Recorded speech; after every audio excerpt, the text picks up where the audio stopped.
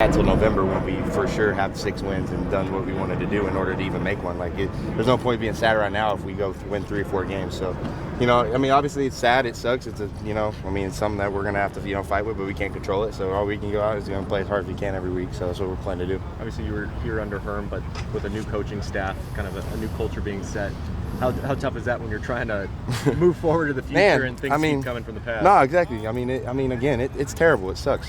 For all the guys that have worked their tails off from summer to spring to here, it sucks. And it's just it's something we can't control. I don't think that should kill the culture though. At the end of the day, we have the same guys in the room, that are going to grind and compete every week.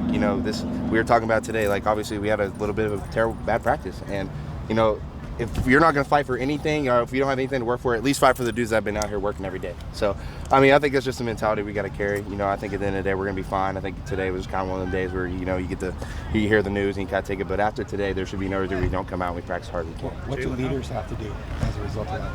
Oh, man, you said it. Just lead. I think a big part of it is just getting around people and just letting people know this season isn't for nothing. At the end of the day, we still want to go 12-0 so we can be that team that everyone talks about. Dang, if they would have got that chance. It's gonna suck when we get to that point, but there's no reason to be sad. I was talking to DJ and he's like, "There's no point of being sad right now. Be sad in November when you win 8 or 9 or 10 games, and then you can't go anywhere." So that's kind of mentality we carry right now. At the end of the day, Thursday, we still have a game, and we got to play Southern Utah, and we got to go out there and kick their tail. So that's the plan. How emotional was it this morning, though? Very. It was very emotional. Especially for seniors. Guys that possibly aren't coming back, guys that for sure aren't coming back. It sucks. Obviously we all think we have a really good team that would have made a bowl game that, we could have exceeded expectations. So it sucks knowing that if we do what we want to do, we may not go to the Pac-12 championship. We may not do that. But at the end of the day, we still have a game to play each and every week. We have 12 games to show what we have, and we got a really big one at the end of the week. So knowing U of A is our last game now, we're going to carry our head high going into every single game we play this year, but we can't just dwell on the past. We're passing out. Was the administration involved in telling you, or was it just football coaches? We had a leadership group meeting where Coach Dilly told us, it was about 10 of us, where he kind of broke the news and told us what he was going to tell us in the team meeting.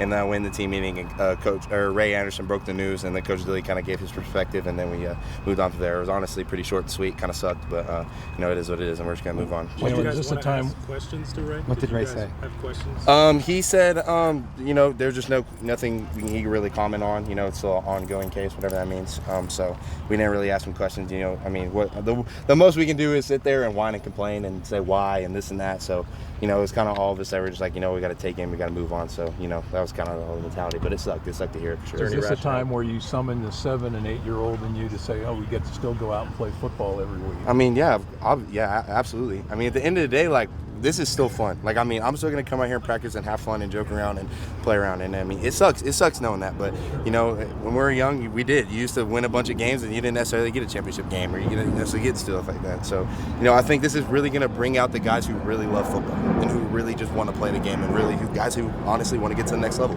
This isn't just a throwaway season because we don't get to go to a bowl game. We're still going to go out there and play hard. Is there any explanation given from Ray or the administration of kind of why now, or is that any rationale on that? No, we didn't. We didn't get any explanation on why and when.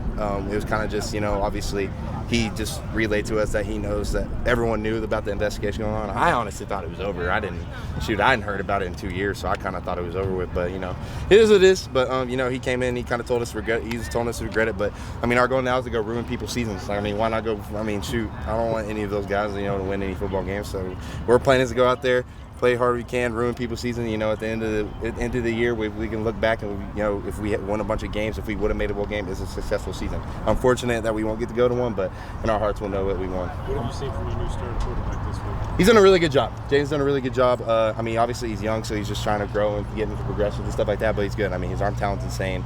He's a baller, and I'm ready for him to go out on Thursday and show it. I think a lot of people, obviously this quarterback room is very talented, very experienced. So for him to win the job, that tells you how much trust the coaching staff, the players, everyone has in him.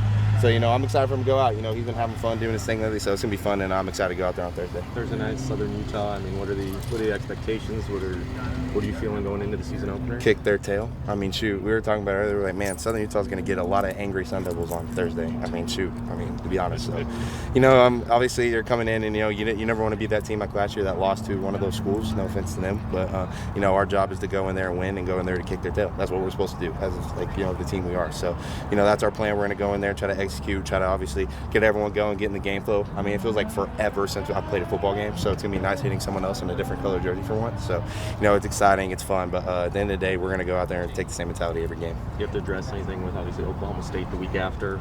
Anybody looking past? No, I mean, obviously it's hard.